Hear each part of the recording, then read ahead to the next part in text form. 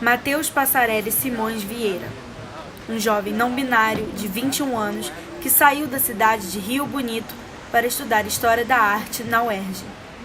Como artista e como ser humano, Matheusa tinha como principal projeto o seu próprio corpo, um corpo estranho que adentra o sistema. Em 29 de abril, Matheusa foi executada e queimada no Morro do 18, na zona norte do Rio de Janeiro. A cidade não é feita para corpos estranhos. Mas afinal, de quem é essa cidade?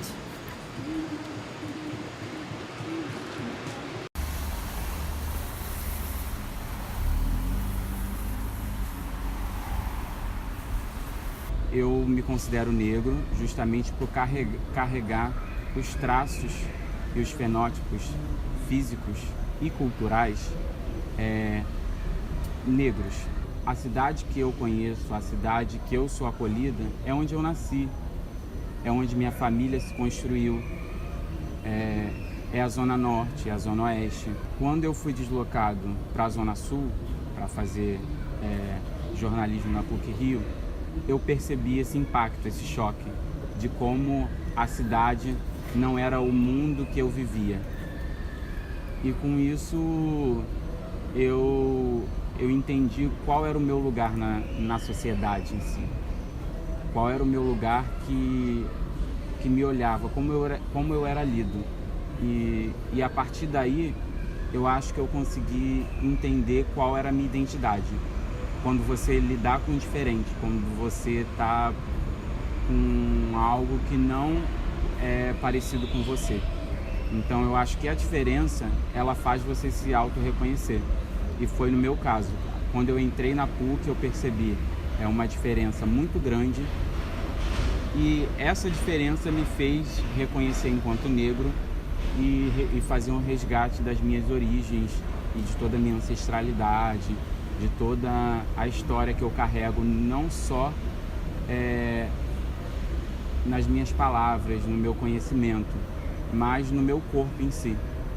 Eu comecei a perceber o quanto meu corpo era um agente político e como isso é impactante nos lugares que eu frequento hoje.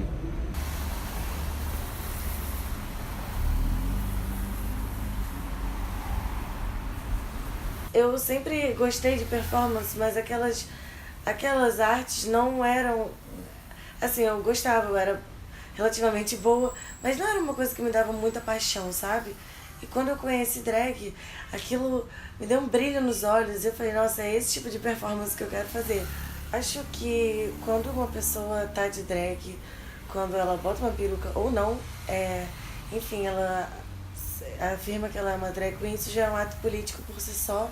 Bom, a cidade já não é muito segura para as mulheres e a sociedade em geral exige que a mulher performe uma feminilidade de uma maneira que eles imaginam.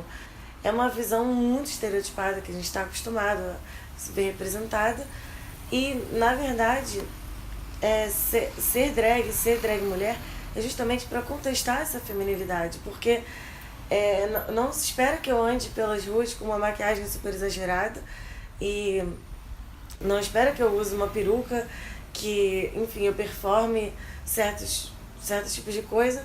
Frequentemente, a minha mãe, por exemplo, pede que eu tire a maquiagem quando eu estou me deslocando, assim, fora da boate, eu vou andar na rua mesmo, porque as pessoas não entendem muito bem que mulher pode ser drag, então elas costumam mexer com você porque você fica muito exposto, você fica muito vulnerável e as reações são muitas, assim, desde a pessoa querer tirar uma foto com você e achar super legal, a ela querer te agredir, sabe? Então tem que ter realmente muito cuidado e apesar de drag tá se tornando mais mainstream e tá se tornando mais público e cada vez mais representado, ainda é uma forma de arte muito mal compreendida, então, e essa falta de informação leva a bastante preconceito.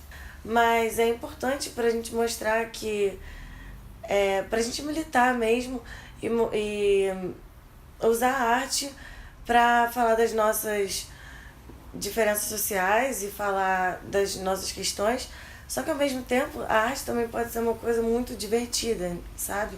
Então não necessariamente você precisa estar militando o tempo inteiro.